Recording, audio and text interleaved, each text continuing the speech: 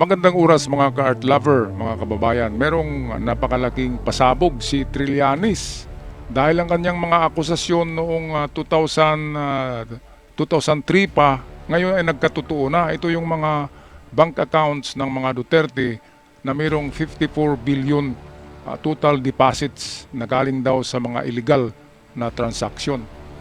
Kaya kahapon lamang sa hearing ng Kongreso ay ito'y kinumpirma ng AMLAC mismo. Kaya wala na tayong magawa diyan. Sa mga DDS, wala tayong magawa diyan.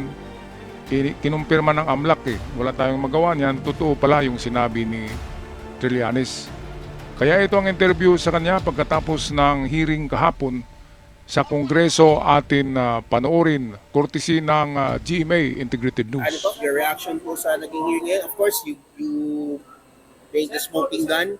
Ano po yung masasabi right now? Well, I'm relieved na sa ngayon, sa wakas, no? After 10 years, ay kinumpirma ng AMLAC yung aking nilalabas sa taong bayan simula pa noong 2016. Yun lang, nalungkot lang ako na hindi naniwala yung mga kababayan natin nung una ko itong inilabas. At pero ngayon, andirito na, no? At sana ay tuloy-tuloy na ito para matanggal na yung mabasag na yung pagpapanggap ng Duterte family na sila ay mga simple mga tao. Pero dito nakita natin, bukod sa kurakot sila, yung pera nila galing sa illegal na droga. So yan, maraming nabudol na Pilipino dito sa ginawa nila simula noon hanggang ngayon. Sana po mamulat na sila. Sir, Yung indicated after everything, na nausgahan kayo na parang nagbibigay kayo ng fake na documents after everything. Totoo naman pala. Na yung 18 transactions are good. Yung personal vindication kasi sa akin, insignificant yun kasi malaking damage ang nagawa ng mga Duterte sa bayan natin. So kahit na I was proven correct later on, pero the past 10 years, grabe na yung nangyari at marami nang namatay, na perwisyo at nanakawan dito sa ating bayan. So sana lang sa susunod konting tiwala naman kasi hindi naman ako gumagawa lang ng kwento. Ito po ay tungkulin ko sa bayan. Simula pa noong 2003, ginagawa na namin to.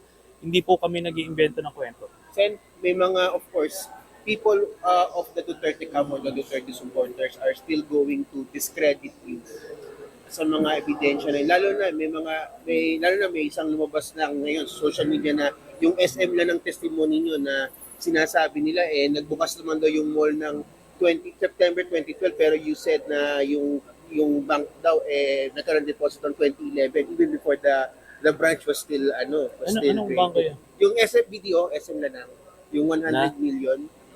Yung sinasabing nag-deposit daw sa BDO sa SM Lanang 100 million. Alam nyo, lahat nakita nyo naman kinumpirma lahat nung AMLAC.